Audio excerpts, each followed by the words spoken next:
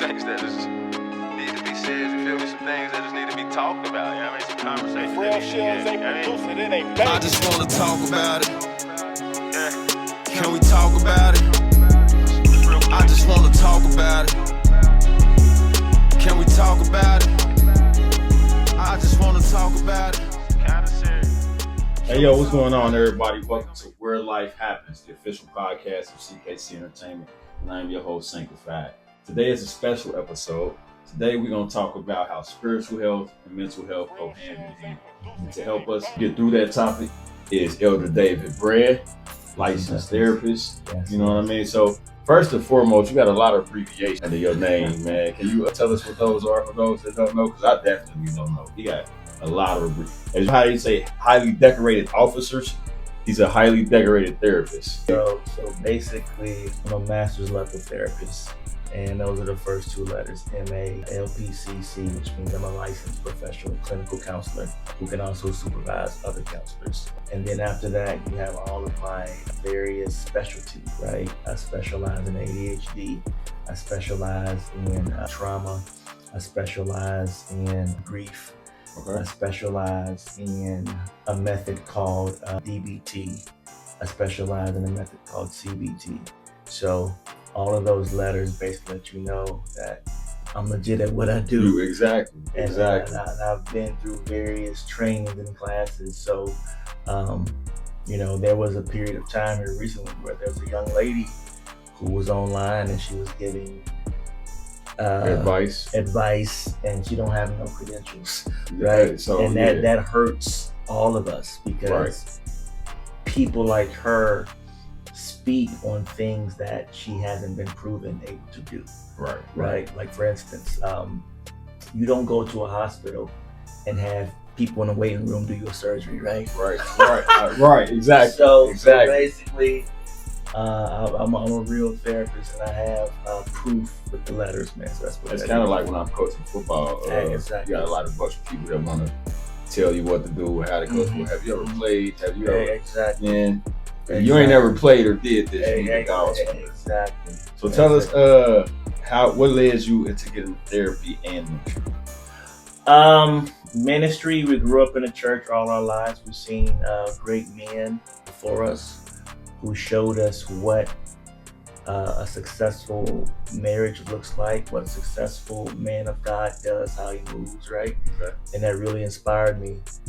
These men who taught me what it meant to be a man, right? And I saw these guys growing up every week, coming to church. I saw these men and they inspired me.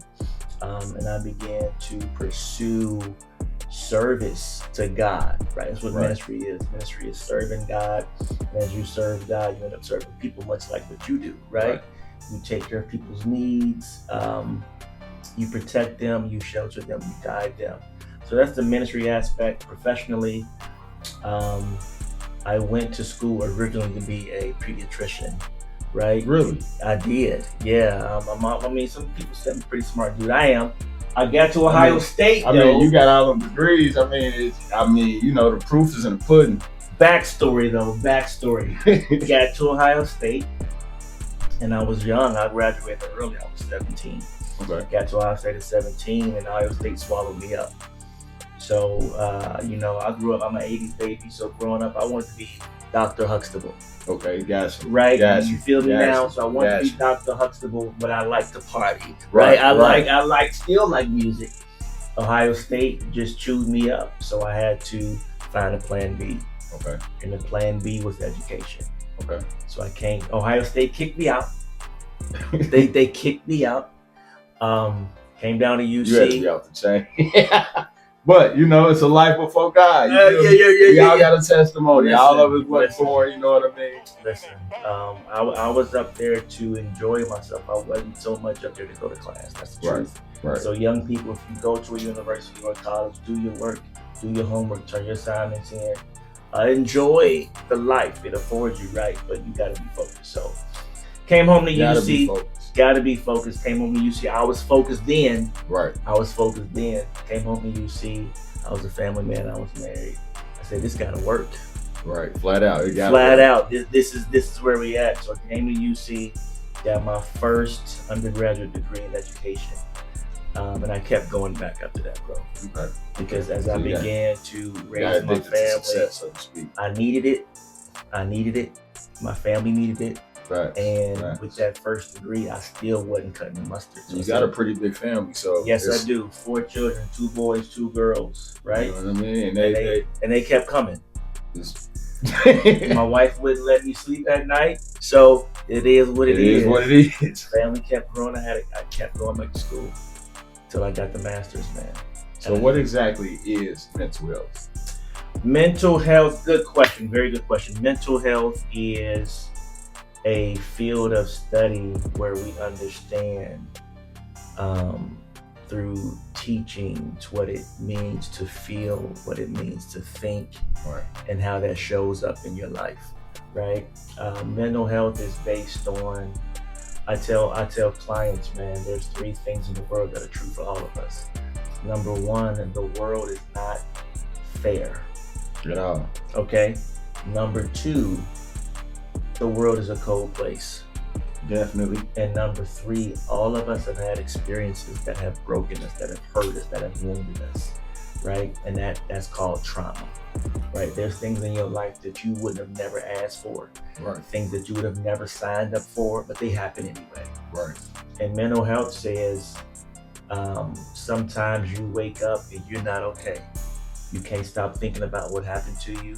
You can't sleep at night. That's where depression, anxiety, all that stuff. So, I'm not eating. I might quit a job or 2 because I'm just not functioning at a high level.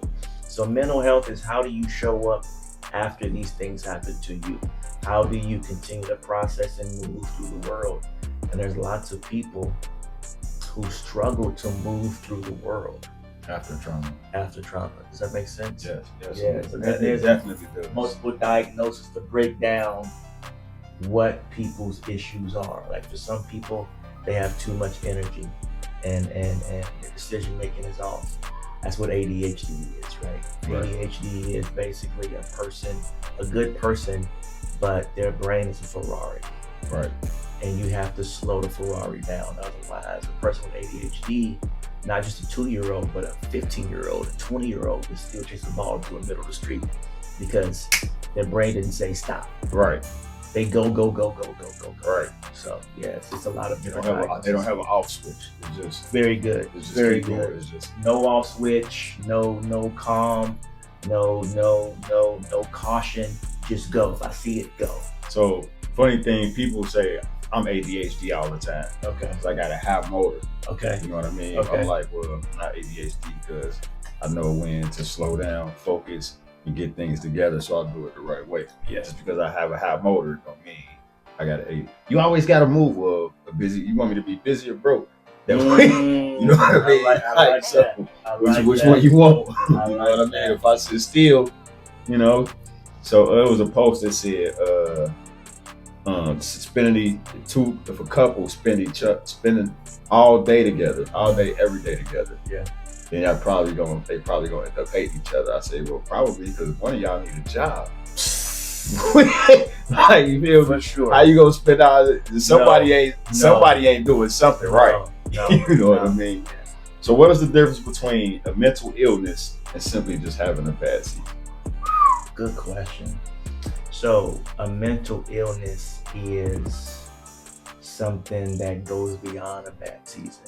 Right. A mental illness is consecutive bad seasons, where all of us have bad seasons, bad days, but Right. a person with mental illness is struggling not just at home, at work, at school. So mental health shows up in multiple places, right? It's not just one presentation. Mental health has multiple presentations. You can measure it by time, and there are times when you may not have the awareness, but other people can see it. Right. Okay. So it's a pretty serious situation where you can measure it. You can look for certain hallmarks, right? And I think what really destroys culture, what really destroys society, is when everybody begins to use the language of mental health without understanding. it. For example, I'm a therapist. I can talk to people and I can say, you're bipolar, because I have a license to do it. Right. I've been trained to do it. Right. But if everybody's going around saying, you bipolar, you schizophrenic, you ADHD, that creates stigma.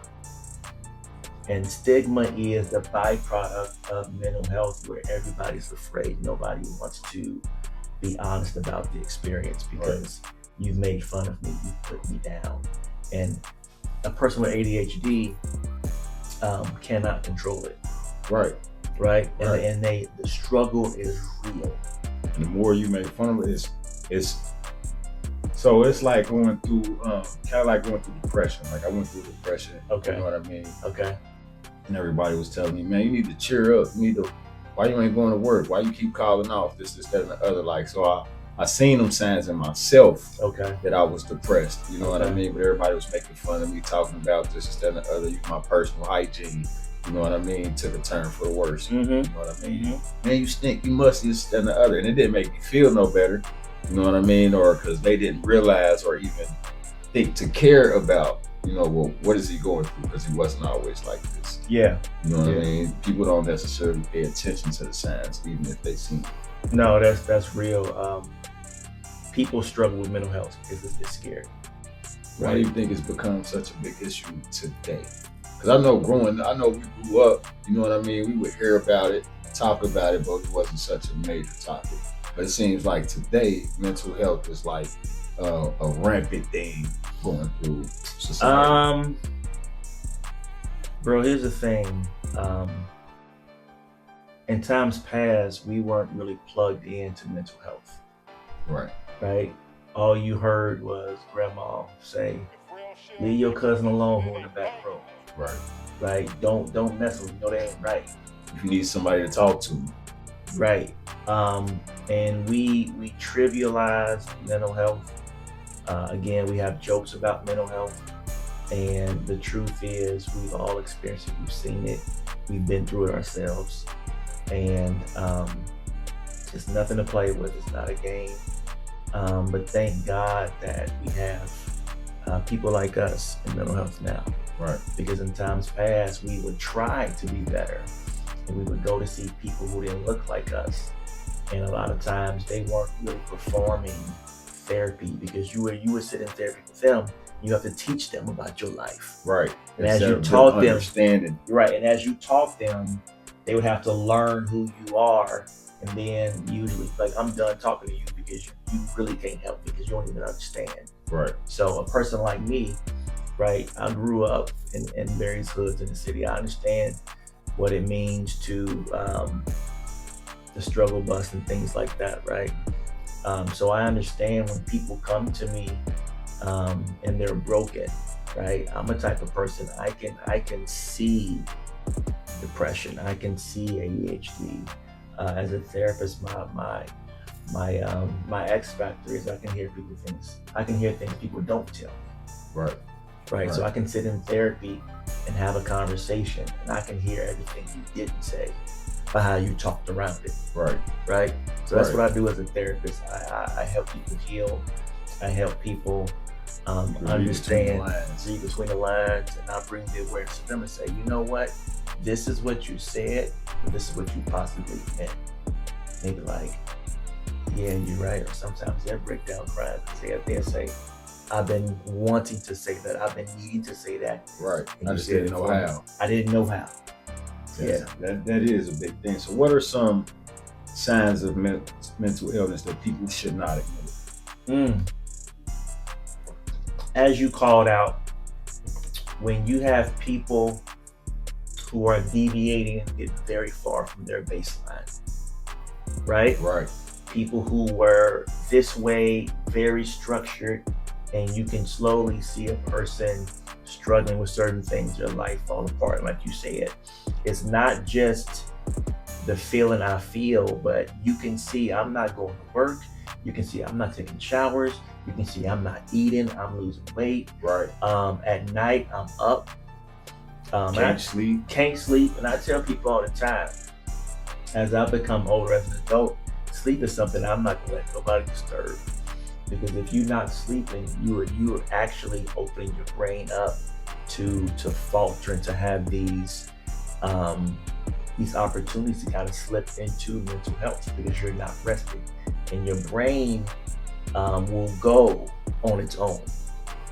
And if you're not resting and you're not slowing it down, you're opening the door. So yes, like you said, when you see people getting away from their baseline and not returning and getting worse, progressively worse, right?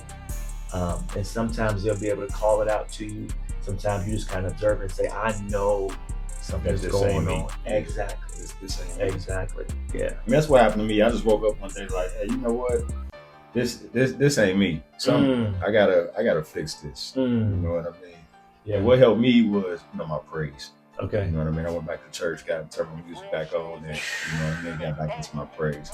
Got back closer to God, and you know what I mean? He helped me brought that. We got to talk about that for a minute. People will put the church down, but you describe something that is healing in itself. Yes. Going to God's house, running, screaming, crying, dancing is super therapeutic. When I have people come into my office, I tell them, I ask them, are you exercising? Where's movement in your life? Right. And basically, movement is like, you can remember old school Etch-a-Sketch, right? Right. Remember that? Y'all remember that from the 80s? 2 knobs, a red box, sand, and you draw. Shake it through your race. And then you get done, what do? You shake it up. And a lot of times we struggle with mental health because we're not active enough. We don't want to shake it up. We don't want to shake it up. We don't want to move. We don't want to get out and get fresh air.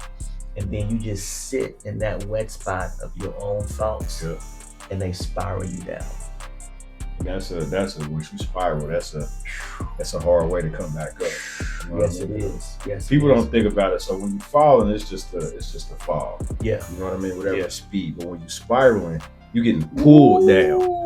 You know what I mean? So that's a whole nother fall. That's a whole nother fall. You know what I mean? So Good. Yeah. So is it possible for people to be spiritually strong and still struggle mentally? Absolutely. We have people who go to church who do all the things and still struggle, because when you get into faith requires you to grow.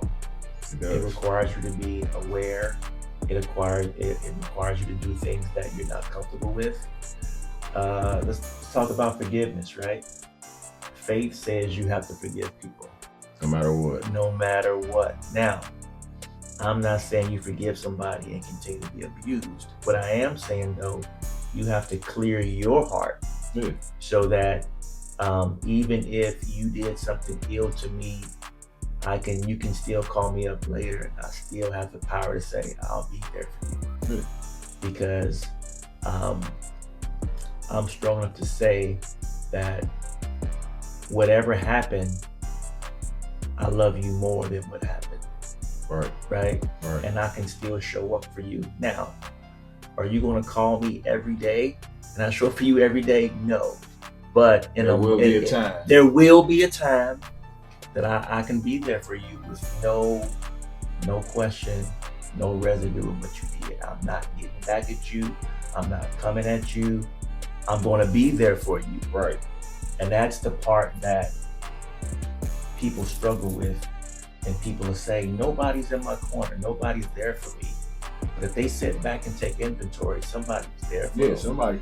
So I tell people all the time, you can't go through life alone. You cannot. You know what I mean? Even these people that say I want to work for myself, like you never work for yourself. Even you as a business owner, that's right. You're not working for yourself. That's you're working for your customers. You know what I mean? You're never working for yourself. You need it. Even when you get a job, you needed somebody to hire you. Facts. You needed somebody to train you. Facts. You catching the bus, you needed somebody to drive the bus. Facts. You know what I mean? You cannot do anything. No, bro. You alone. The only thing you can do alone is grow your personal relationship with God. Outside of that, you're going to need some help somewhere, somehow. We are social creatures. And the thing the adversary wants us to do is to cut people off and say, I don't need you. And that's a lie. Right. That's a lie from the pit of hell.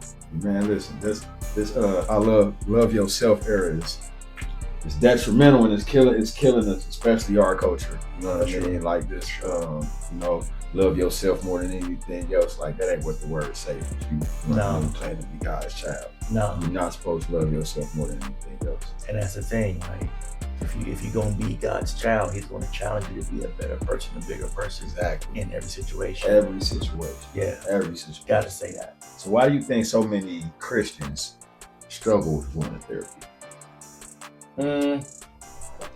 Because a lot of Christians are this might not land well, but I'm gonna say it anyway. That's what it is. Real, raw, authentic. You feel me? Give it to them real. Certain people feel like if they don't hear from their own pastor, they can't trust it. Because there was a time where pastors were very much against therapy, which is a crying shame. Because here's the thing. Pastors are good people. Yeah. But there's times when a pastor's over their head. Right? If you have people in your church who are schizophrenic, you've never dealt with it before. You can't pray that out. You cannot. You cannot. And I had some questions on that too. Listen, bro. Jesus talks about demon possession, right? Okay. Demons flee at the name of who? Jesus. So if you go to lay hands on a person and they still ain't better, you're looking at mental health now, because the demon will flee. Right. But there's some people in the world who need the pill, because just like ADHD, a lot of mental health has to do with the brain. Right. And understand that there's times when the brain does not make all of the necessary connections, right? Okay. So what medication might do to a person is force the brain to connect and reach the parts that's supposed to connect and talk. Because if there's parts of your brain not talking to the other one, you won't talk, you won't walk, you won't have libido, you won't have appetite, you won't be able to sleep. So there's a major difference and a major shift in the church where people like myself are being educated and sitting right in the church and giving the people the same teaching, the same healing that I give to others. Okay. And I thank God for it, because again, in times past, there were pastors who were, some of them were very insecure. Mm-hmm. And it feels bad for them to have someone else be able to support someone. But that's not the true body of Christ. Nah. The true body of Christ says, if I can't help you, I know somebody else can. Come on, that's it. You know what I mean? Send you to them, and you got my blessing, and please go. Please go. Otherwise, if you come in here and you ain't had your medication and you do something, the church can get sued. Right. People can be at fault. Right. Because you can hurt yourself or somebody else. Exactly. All of the above. All of the above. So mental illness is not a joke. I have two cousins who's been diagnosed with schizophrenia and psychosis. You know what I mean? So, and psychosis basically means your brain is telling you things that are not true, things that are not real. That's the voices, and those voices can get really loud. We can definitely tell when they haven't took their meds. You know what I mean? If they're on their meds, they're cool. They the average person that we know them to be. But when they ain't taking their meds, then they say stuff like, "I swim from Africa with a gorilla on my back." Like, we know you didn't do that. But you know what I mean? That's when we tell them, "Hey, you need to take your medicine." Absolutely. And we've also noticed that that marijuana is a big thing right now, and for those with psychosis or schizophrenia, they do not need it whatsoever. Were you talking here? They do not need it. Were you talking like that, here? It takes them to a whole nother. Listen, bruh. I'm glad you said it, so I don't have to say it. Marijuana is a drug, and the drug changes your brain chemistry. I can't say it no clearer than that. And there are those out there who cannot handle the change. Yes. There are those out there whose brains are already very disorganized and disoriented. So now you're putting a drug into that, you're asking for trouble. You're asking for trouble. You're asking for trouble. Like, yeah. So if you get it, who do you blame? Exactly. Yeah. And they was mad at me, because, you know, I doze. You know, I ain't gonna hide none of my, you know what I mean? And they would, you know, hey, cuz, can you? Nope. Why? Because I don't want to see you like that. See? You know what I mean? That's like, rough. That's I rough. know. I love you too. I don't want to see you like That's that. You know what I mean? So when you counseling somebody who is also a believer, Mm-hmm. how do you integrate the word? Good question. Good question. I'm gonna tell you a secret, bro. A lot of the foundation of therapy is based on scripture. Proof. David is one of my favorite characters in the Bible. Actually, God said he's a man after my own heart. You know why? Because David was brutally honest. Brutally. If you read the book of Psalms, there's days when David's like, Lord, you're high and lifted up and you're on the mountaintops and there's mountains and rainbows and I can see the lamb skipping. There's other days David was like, if this nigga come around again, I'm gonna choke him. Right. You know what I mean? Like, I mean, you know, that's why they sent him out there with Goliath. David was with the smoke. He was with it. He was with it. But the point is, David was real. And he wasn't afraid to be real. Right. And he had, again, you read the Psalms, chapter 1 to 150, and you will see a human being going through various stages of emotional experience. And that's beautiful. Because a lot of people in church are afraid to say, I'm pissed off. Right. I'm very pissed off. I might do something. Because they feel like if I'm honest about where I am, I'm a sinner. Even the Bible says, be angry and sin not. Right. There's a difference between you allowing yourself to experience anger, but then what you do with it. Right. Right? Right. Like I tell my kids, my football team, you can get mad, Absolutely. get frustrated. Absolutely. But don't go out here swinging at nobody's helmet. Don't try to start nobody fight. Exactly. Take it out on the next play. Let the scoreboard. Exactly. Let the scoreboard do the swing. Exactly. You know what I mean? You gotta control them emotions. And that's how you get another team's head, by just taking their best lick and then scoring 40 points. Exactly. What? Exactly. And You know what I mean? You score 40 points on them, and then after the game, you shake their hand. You know what I mean? Good game, bro. Exactly. Good game. So yeah, the scriptures give us lots of it. Another one, Philippians chapter 3 says you have the power to shift how you feel about what you think. Paul says, whatever things are pure, whatever things are honest, whatever things are holy, whatever things are just, think on these things. Right? You have the ability to take a bad day, think about something good, and it'll change how you Change the feel. whole day. Or if you have a bad day, sit down and think about all the things you have gratitude for. Make a list. That's why I love music so much. Man, look. That's why I'm like you. I'm like you. I love music. Turn on some music. I'm gonna have me a good time. I'm gonna feel better. I'm gonna get up and dance, and I don't care who watches. So this is a little off subject, but this is my belief on music and why it's so powerful and why it moves so many people. We was taught that, you know, the devil, Satan, was the angel of music. Right? And his gift was so powerful that it made him challenge God. Right? Okay. And he got kicked. That's what got him kicked out. Okay. Right? Right.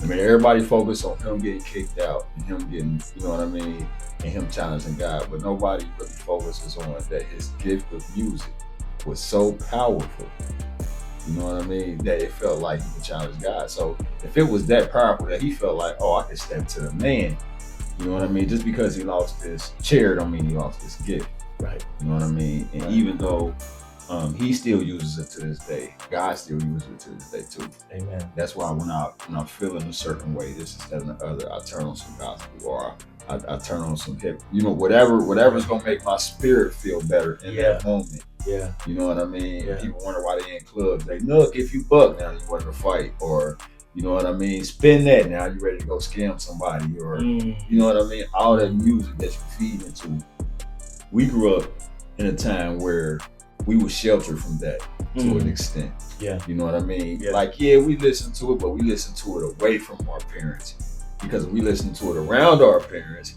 we would get in trouble. Okay. Turn that off. Yeah, This, that, and the other, right? Yeah. So even as children, we got a distinction between adult and child. What we was supposed to do, what we weren't supposed to do. Yeah, of course we did what we weren't supposed to do, but we still had that distinction between right and wrong. You know what I mean? Just by simple.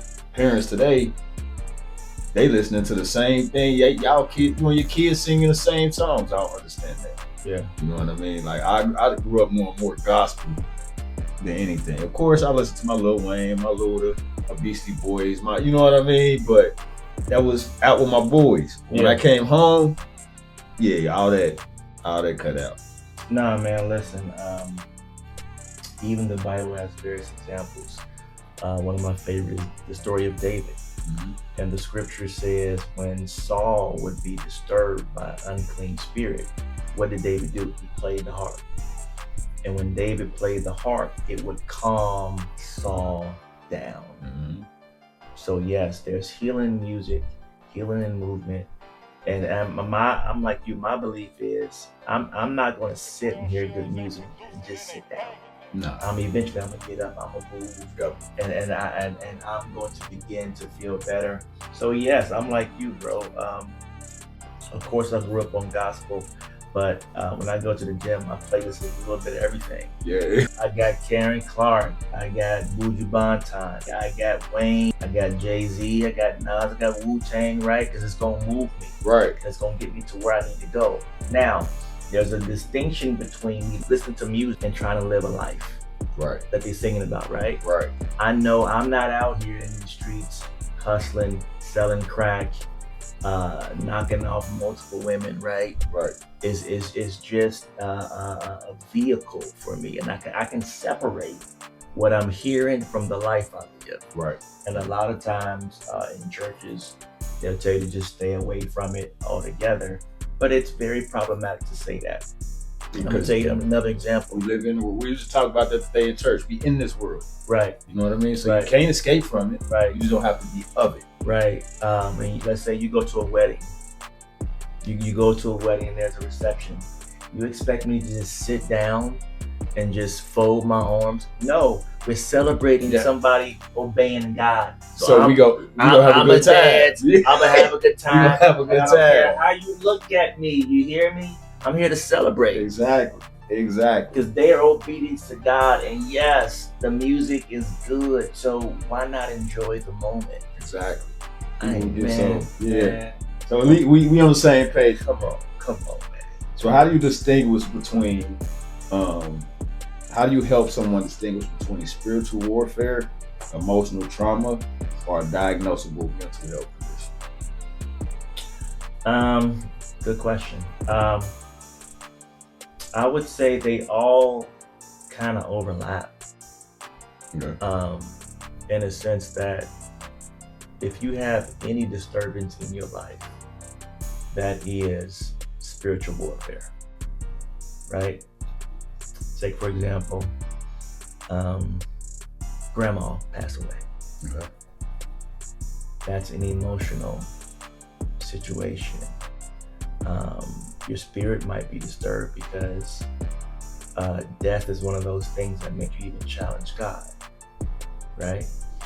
And what's the last part of your question? Like the mental health aspect. Diagnosable mental health conditions. So actually grief is growing as a diagnosis, right? So I gave that example to say you could have all three kind of meet. And there's times when life provides opportunity where those three things meet. And you have to ask God help me, because I don't understand what you allowed to happen. Right. And I begin to question, right. God, are you real? God, are you with me? And if you've lived at all, you've had moments like that. You said, God, I don't believe that you could let this happen to me. Or to this person, because right. This person is so good. Even some cases you might say, this person is better than me. Why'd you let them have that happen to them? It should have been me. It should have been me. Survivor's guilt. And then you begin to spiral sometimes based on what happened to you. So yeah, there's times when all three of those meet. My thing as a therapist is, like you said, even in session, I'm going to address the root cause of what's happening in life. I'm going to give you the word of God that says God has already spoken concerning your life. So even if you have adversity, God spoke into your life. And the blessing that you must learn through the adversity is you got to get through it. None of us have the ability to live a life and say, God, I'm not going to go through nothing. No. I'm going to live perfect. I ain't going to never have nothing happen. But what happens is when those hard things happen, we begin to curse God and say, you know, I'm not with none of this. And again, if you get stuck in a hard place, that's when you spiral. And the spiral is the spiral word. That's a bad thing. You do not want to spiral. I don't care what you're doing. You don't want to spiral. Yeah. So give me an example of a spiritual issue that counseling can't solve. A spiritual issue that counseling cannot solve. Ooh-wee. Again, I'm not really sure if that can exist, because if I'm going to be a therapist and also a person who is entrenched in ministry, I can make those two go hand in hand. And my experience is I've seen great things happen even in therapy. I've seen people regain their strength, regain their mind. But I will say this, as a therapist, I do also understand that if I cannot do the work necessary, that's when you get the next level of care, which probably is medication. Okay. Right? So talk therapy is designed to give people the space to have conversations. And if you have the right conversations, you ask the right questions, usually you can dig to the root of anything. Right? But if we can't get to the root, or maybe we did get to the root, and there's still serious disconnection, disassociation, you might need a pill to make your brain, the various areas of your brain, reconnect. Okay. That's what mental health is. There might be areas of your brain that are not talking to each other, that the pill would bring them back together. And like I said, there's some things you can pray away, you can fast away. Right. There's other things you got to sit down and just kind of flush it all out and get it on the table. And usually, bro, when that happens, you get a lot of relief. You get a lot of relief, you get a lot of peace, because a lot of people have things that they feel like they can't say, things that people might have laughed at before. But a person like me, a professional, I go into session and I can sit with people and they tell me the worst of the worst. And I keep a neutral face and I keep a neutral posture, and they know that I hear them and they know I'm not judging them, and that's healing. Right? Somebody just listening, understand. Listening, understand, and can even speak into what you just told me. Right? And like I said, can hear the parts that I couldn't communicate. And if I can do that effectively, people continue to be healed. People continue to say, you know what, I can get up, I can make it, I can do what I need to do. But I'll tell you, I have had to send people to the hospital. I mean, you know, because sometimes that's the job.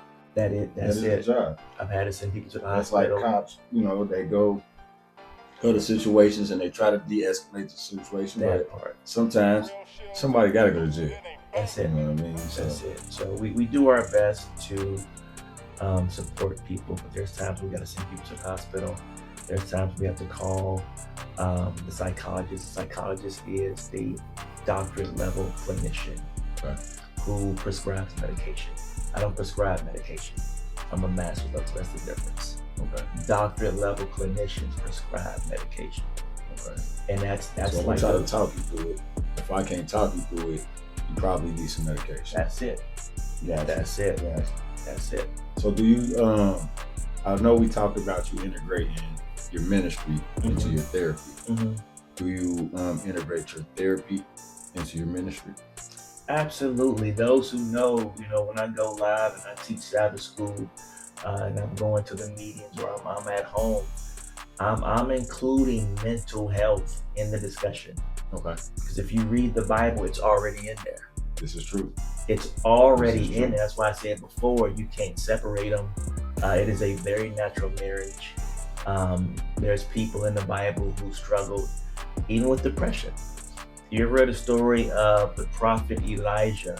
After he defeated the prophets of Baal, he went into a deep depression because God used him.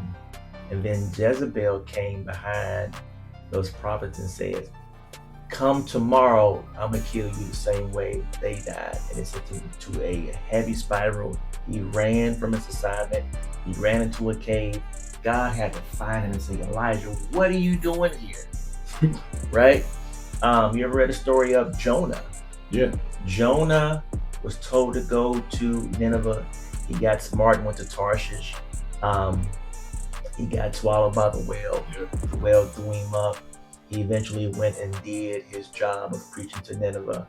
And then after God spared Nineveh, he went into a depression and said, I wish I could die. Because basically, God, you didn't do what I expected you to do. Right. These people are sinners. I wanted you to kill them. And God said, who are you? Right. Who are you to say what I should do? And this prophet found himself saying, I wish I could die because God didn't do what I expected. And you know, that's a real feeling in life. Sometimes God does not do what you expect him to do, but he's still God. It definitely is. And that's what makes people wrestle. It definitely is. Yeah. Like, you can wish and pray and hope and work towards something and think it's gonna go your way, and as soon as it don't go, then you want to curse God. You want to forget it, or God, you told me you would give me this, or God, you told me you would give me that. You know what I mean? That's how when they say delayed, not what is it? Delayed, not denied. Yeah, there you go. Delayed, not denied. You know what I mean? You might not get your blessing. It might not work out for you right here, right now. You know what I mean? But that's God preparing you for when it do happen. See? But if you turn away, then it ain't gonna never happen. And that's like the mental health component. Can you be patient? Can you wait? Right. Right? Because we know our society is built on speed. Definitely. High-speed internet, social media, microwaves, the cars, everything is about fast. But the spiritual walk is waiting on God, trusting God, believing God. And believing God means I don't have any evidence in front of me that says this is true or it can happen. I don't know. Trees don't move. What? Talk to me. Say, Talk to me. Like stay planted like a tree. Talk by to the me. river. The trees don't move. Come on, man. They just sit there and wait for things to come on after. That's good. So, so as a therapist and a minister, was there any time where you had to help somebody distinguish between if they needed discipleship, counseling, or both? I know you say they go hand in hand. It's a nice marriage. Yeah. But you know, sometimes people might just need to go to church. Yeah. You know what I mean? Like you just need to go get prayed for, go get your praise on, go get your spirit filled, and you'll feel a whole lot better. Yeah. No, we attempt to steer people, right, and say you need to connect with a body of believers somewhere, right? Okay. You need to be in community, right? Because the people will find themselves getting far from their baseline. And the spiritual aspect is the adversary will trick them to say, I'm going to isolate. And if I isolate, I'll feel better. That's a trick of the adversary. Yeah. Because if you isolate, you have more time to focus on your ruminating thoughts, and that's when you spiral. Mm-hmm. But if you were to go to church where people love you, you think about the old school show of Cheers.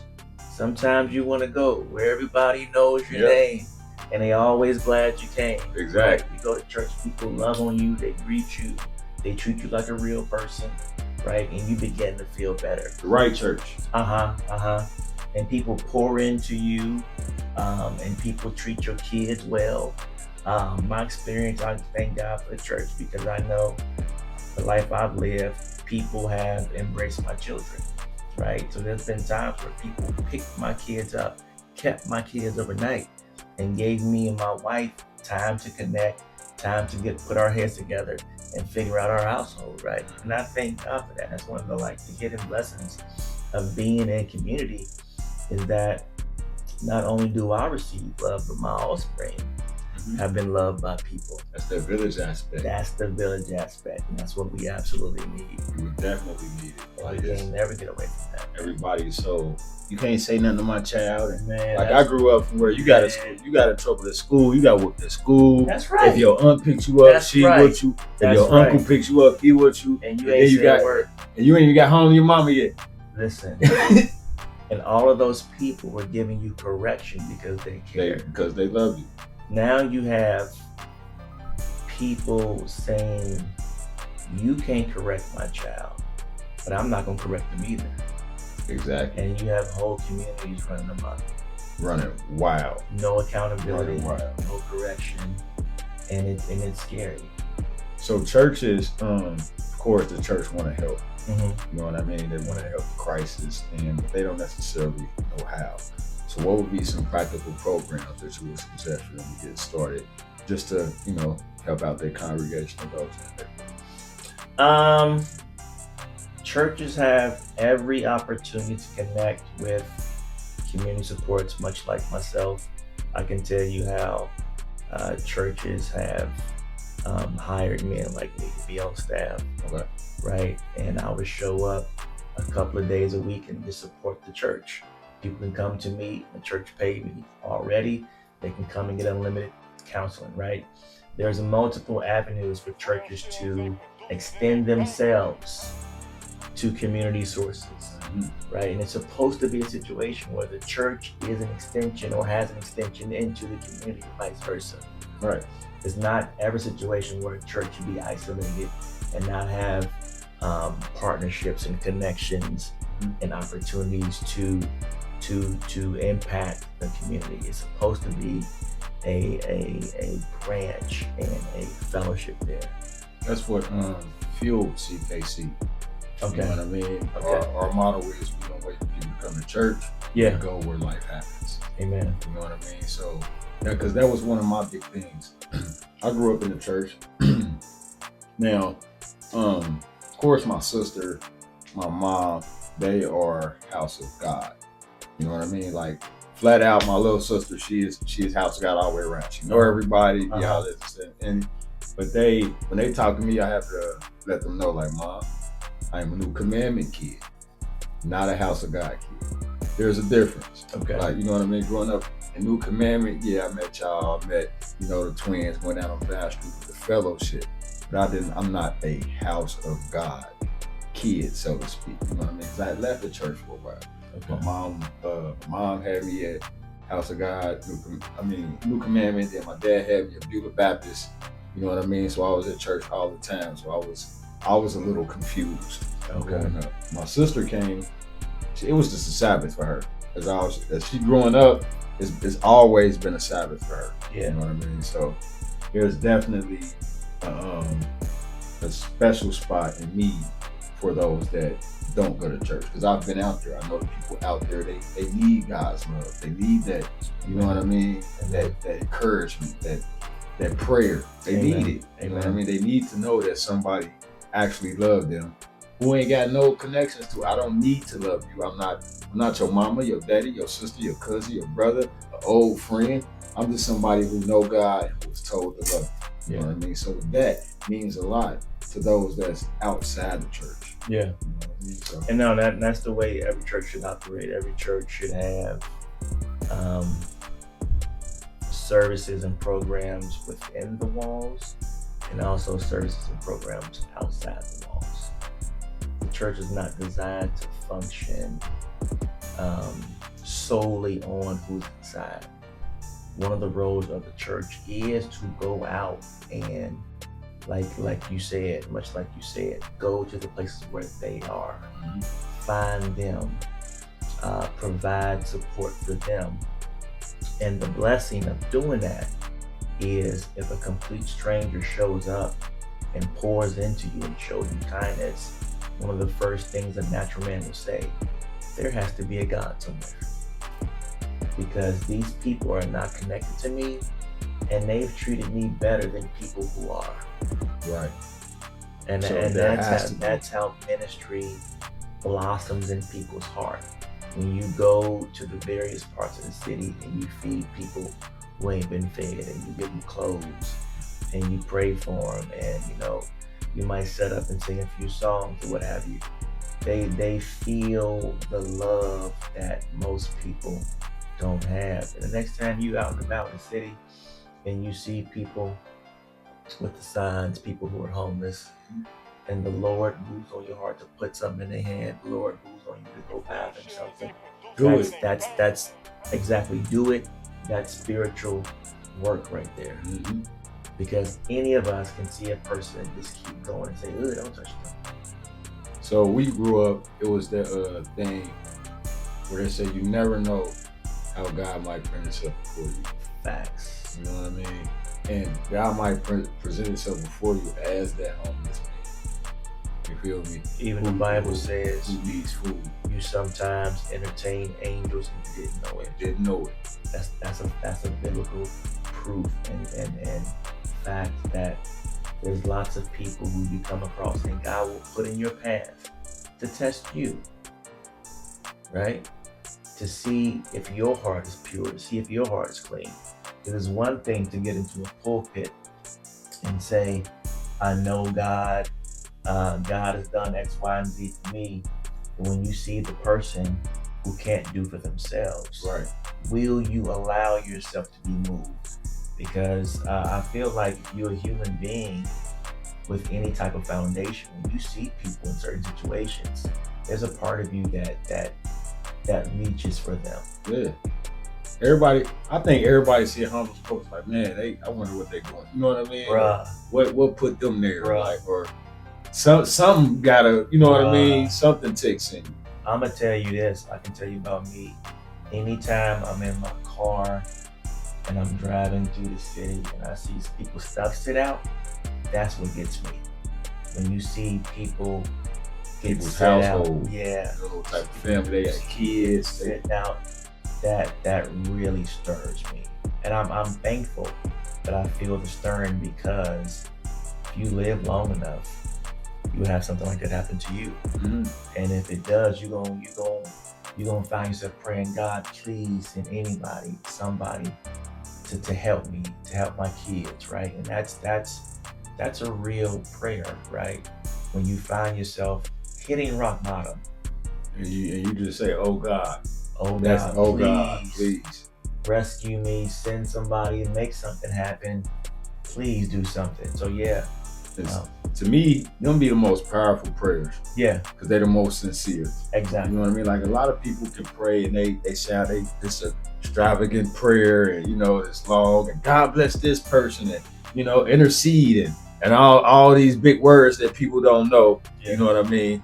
When in actuality, if you just pray from the bottom of your heart with sincerity, yes, sir. that's the strongest prayer you can ever send up. And listen, man, we understand. The Bible teaches us that sometimes you don't even have no words. Nope. If you're just sitting there and you're crying and tears are streaming down your face, God hears your prayer. God hears your heart. So the Spirit will pray for you. Absolutely. The Spirit will pray. I love this conversation. This is good stuff. You know what I mean? But we're going to be right back, here on Where Life Happens. Everything is infused with music with C.K.C. So we're going to take a short music break, and we're going to come right back. And we're going to talk more with David, more about helping children, families heal, and then hope, and then the resources to get both. We'll be right back, right here on Where Life Happens. Good history as the greatest demonstration for freedom in the history of our nation. I have a dream that one day this nation will rise up, live out the true meaning of its creed. We hold these truths to be self-evident that all men are created equal. Hey. This is a letter, and this addressed to Dr. King. 60 years later, we still working on your dream. Still standing, still fighting, they hating, we take a knee. And they still apply pressure, they making it hard to breathe. And I'm sorry that this new generation don't know the creed, but you be proud if you can see this crowd and a different breeze. Might put you in the mind when y'all was marching in them streets. Different paths, but we dreaming the same dream life. My four little children will one day live in a nation where they will not be judged by the color of their skin, but by the content of their character. I have a dream. I got a dream. You got a dream. We got a dream. He had a dream. Because a king had a dream, now we chasing our own. See, everybody need a team, you can't do it alone. We know the flesh is kinda weak, but the spirit is strong. Army of God been taking losses, but we steady march on. And the hater never changed, but it's been changed, I got evidence. We went from being slaves to being paid, and now I'm president. Shout out to Barack, but we still striving for that mountaintop. But it seems that the only way up is digging through a rock. You can find me in the mud, trying to put in that work. Sometimes you find a diamond buried deep in the dirt. And I'm thankful for the ones that gave their life so I can live. I'm thankful that Miss Rosa took that seed and wouldn't give. I'm thankful that Harriet took no missions to the crib. 13 through the underground, making noise without a sound. Pick them up and hold them down. Cross the river under clouds. Spirit house, solid ground. Reach the city into town. The truth escape, but you can't escape the truth. If your hand down in your pocket on that rocket, keep it cool. Stop the violence, praying silence. Take the time to train to you. Use my gift to lift up to the spirit of the crew. Being patient with the nation, almost been 200 years. Some move out of respect, others straight up out of fears. There's plenty of storm coming, but I promise we gon' walk through them. Let's stand together, Dr. King, go ahead and talk to him. With no meaning, my country tears of thee. Sweet land of liberty of thee I sing. Land where my fathers died, land of the pilgrims. Go ahead and talk to him. From every mountainside. Let freedom ring, and if America is to be a great nation, this must become true. So let freedom ring. Talk to him. It was 1865 when they abolished them chains. Black excellence is prevalent, we changing the game. And they cannot stop the motion, but some wishing that they could. Bro, put a happen at the cotton field. Man, I wish I would. Like Dr. King, I got a dream, and it's starting to come true. Hope your team been put together with heaven's gorilla glue. I hear the freedom bell ringing, and I hope you hear it too. Let it ring, it ain't nothing that they can do. Thank the Lord for all the pain, it's the evidence of life. And I thank you for the struggles, y'all, that taught me how to fight. And I thank you for the darkness, would've never found the light. And I thank you for the heartbreak, it made me get my love right. First black this and first black that, I love it. I took a trip and bought my first black hat, I love it. It ain't no mystery, we making history. We out here living off the blessings of a king's dream. King's dream, king's dream. When we let it ring from every village and every hamlet, from every state and every city, we will be able to speed up that day when all of God's children, black men and white men, Talk to him. Jews and Gentiles, Protestants and Catholics, will be able to join hands. Talk to him. And sing the words of the old Negro spiritual. Free at last, free at last. Thank God Almighty. We are free at last.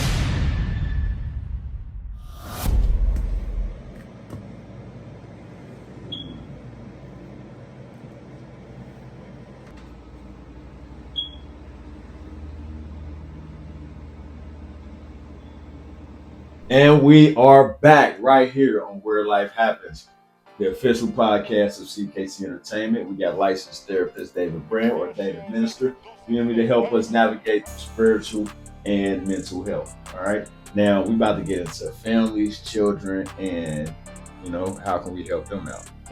So my first question is, what are some common mental health challenges that a lot of our children face today?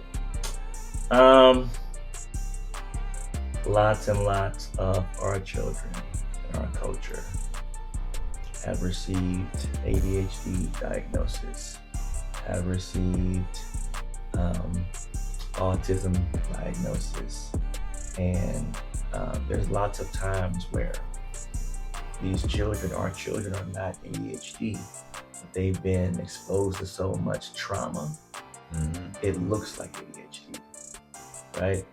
Imagine, if you will, a household with a mom and a dad struggling financially. Might have got put out. Mom and dad might be fighting, cussing each other out, choking, biting, slamming each other around the house.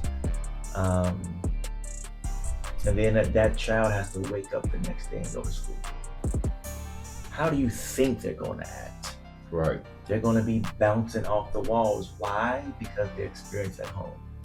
And thinking about what daddy said, thinking about what mommy said, thinking about what they previously saw. So they might get to school, they can't sit still. They might get to school and start blurting out. They might get to school and say a few words they heard daddy say and he got mad. Right. They might get to school and not be able to focus on the vision that day because their mind is still on, they took my mattress and put it on the sidewalk last night. Right. So yeah, we slept in the car last night. We slept in the car. I didn't have no dinner. I didn't have no breakfast. I got chased by a dog when I woke up, right? So all of these things, you're asking a child to then come to school and be cool. And